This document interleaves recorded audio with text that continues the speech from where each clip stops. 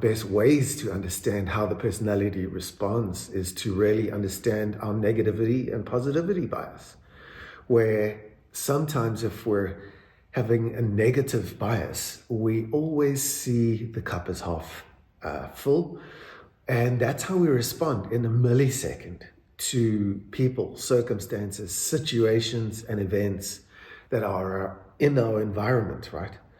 But we can train and build a positivity bias through contemplative practice, through training the brain how to respond rather than react. And this is how people are changing their lives so deeply, so profoundly. And these common people are doing such uncommon things in 6 to 8 weeks with depressive personalities, anxiety, 10, 20 years worth, and they're getting rid of it by doing certain things. So the first stage is really awareness of these biases. It's an awareness of how the brain, the body, and the heart react without us even knowing. So step one is to become conscious of the personality's weapon defense system. We must know thy enemy. We must understand why we react and how we react, and then start to turn it around once we have an awareness of what we're doing. Unless we're acting on purpose and with focus, we're going to get lost. And the brain loves taking shortcuts. It loves acting and running and behaving and feeling and thinking of a program that you've learned so long ago. And this is our learned behavior. And if it's not working for us, right, we can change it. We can change it all through practice. You are not your personality. And your personality, of course, creates this personal reality that you find yourself in. And that can be dark. It can have a negativity bias all around it. And to get out of it, you've just got to become aware that it's really there. So our brain will respond when we're feeling fearful or threatened. A frightened part of our personality will come up and respond with a codependent nature or characteristic. It'll respond with an anxious or perfectionistic response.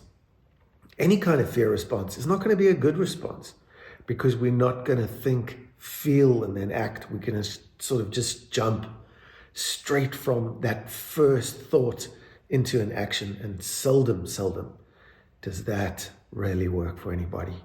So the personality also has a positivity bias that we can train and build.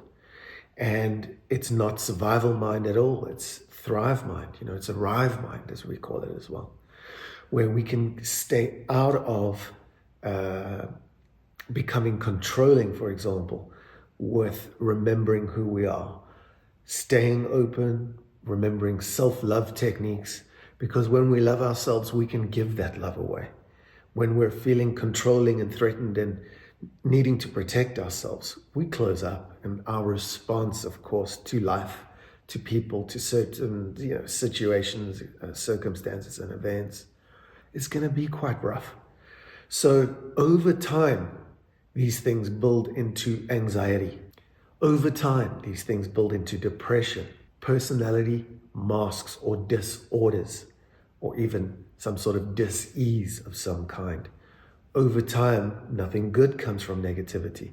And it puts us in that fight or flight limbic system mode where the body is always ready to jump. It affects our heartbeat. It affects the stress hormones that we have. It can activate certain genetics.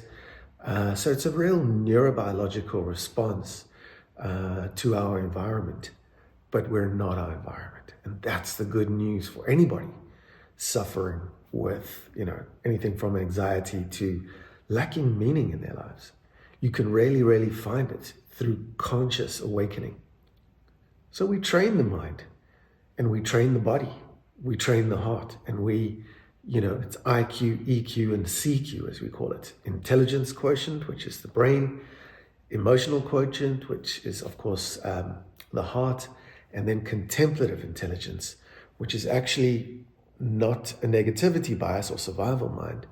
It's thrive mind in the front of our brain, which we call contemplative intelligence, being able to think about thinking and being able to see reality as it is without these biases. And, reality is always kind, as I say. It just doesn't have a story. Without our projections, the projections of personality, we're really, really free. So this is what our clients want. This is what people we help coach and train and teach want. They want to really, really be free to not always get bogged down, feel trapped, think these negative thoughts, and then run along with it until their behaviors and actions and eventually consequences come back negative as well. As we think, so shall we be. So we change it all around by getting in there, and we've got 10 simple ways that we do this. 10 of the biggest biases of personality, and then 10 responses that counteract that negativity bias. And, we become self-resilient. We become loving. We become courageous. We become empathic through practice. And love is what endures. Love for ourselves, God, and other. That's the key to overcoming any personality disorder. So I really say don't overthink it. It's time and time again that people come in with decades of feeling these negativities, of, really, really believing the story that they're damaged goods, and it's never true. So the future of medicine really is this self-regulation, teaching ourselves how to respond and react and create a new reality. Of course, reality doesn't change, but it's our perceptions of reality. And we create, when we change the way we look at things, the things we look at actually do change. So this is the miracle of healing and life transformation. And it really is available to absolutely everybody. All you've got to do is know which side of the fence you're on, and then create a new awareness, a new acceptance, and then new action and behaviors. So as you think, so shall you be applies to anybody who wants to heal, grow, and really contribute to this life.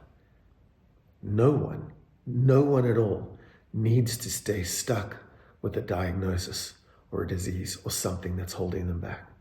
Today, we all have a good shot, as good a shot as any, of overcoming, transforming, and healing. This is the science of finding our spiritual selves.